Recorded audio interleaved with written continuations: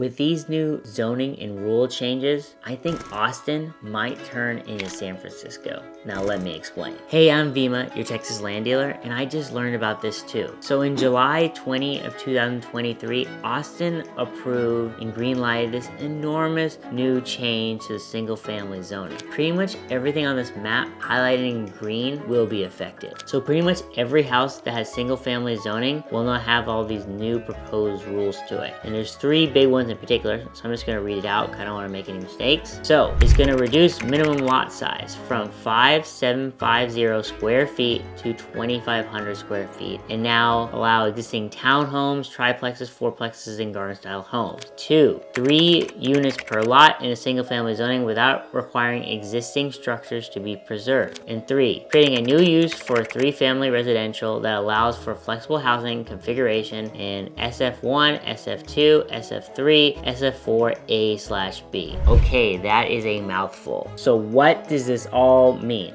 Well, in Austin, most residential houses are zoned SF2 or SF3, and the minimum lot size is 5,750 square feet. And now that's gonna change, because now developers can subdivide lots into 2 or more lots, and with a minimum lot size of 2,500 square feet. And each of those lots, new lots that are being subdivided, can have up to 3 units. So in that example, you could have 6 units on that property. And this would pretty much transform single family zoning and pretty much allow multifamily zoning in single family, pretty much changing it. What also is important is that when you put 3 units on a subdivided lot, you don't have to go through a subdivision process. So this is a game changer. So let's break this down even further. Let's say you have a 10,000 square foot lot, okay? You are now allowed to subdivide that into 4 lots that are 2,500 square feet. And on each of those lots, you can have up to 3 units on that lot. If it was 10,000 square feet, you'd only had 1 house. Now you can have up to 12 different houses on that lot, which fundamentally changed everything. And on top of that, you don't even have to preserve the house that was originally on it. You can tear it down and you can build 12 new units on it, or 12 new houses on it, essentially. Now, when these changes might be implemented, I don't really know. And how this will affect development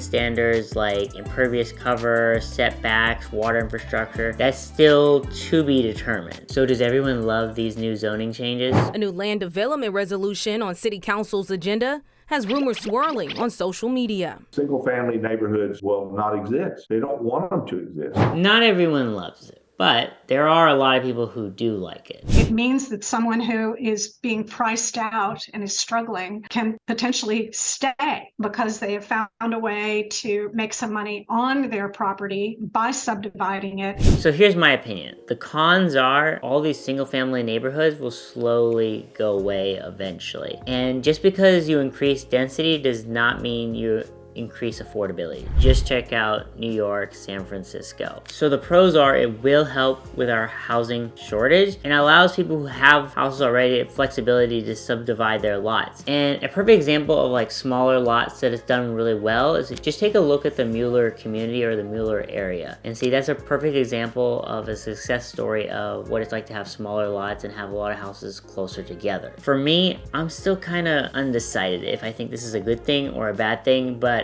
I do know it's gonna fundamentally change us. And who knows, it might change us into San Francisco. So I heard about this news from my civil engineer, but it kind of is a reminder to myself that to really pay attention to local government, because people are sometimes really focused on the federal government, who's gonna be the next president. But at the end of the day, a lot of the effects that like a federal president or those elections have are on the federal level and don't have a big effect on your local day-to-day life, but local government does. So it's important to pay attention, and I gotta be better about that myself. So if you think this zoning change is good, tell me about it in the comments. If you think it's bad, also tell me in the comments. And do me a favor, like this video and subscribe to my channels. I'm gonna have more videos coming to you soon. I'm probably even gonna have like an updates video to this about the exact changes, when it's gonna be implemented. So if anyone knows more about when these changes are gonna occur, please tell me about it in the comments, as I'm still kind of looking at the internet to try to find all the details. So this is Vima, signing out.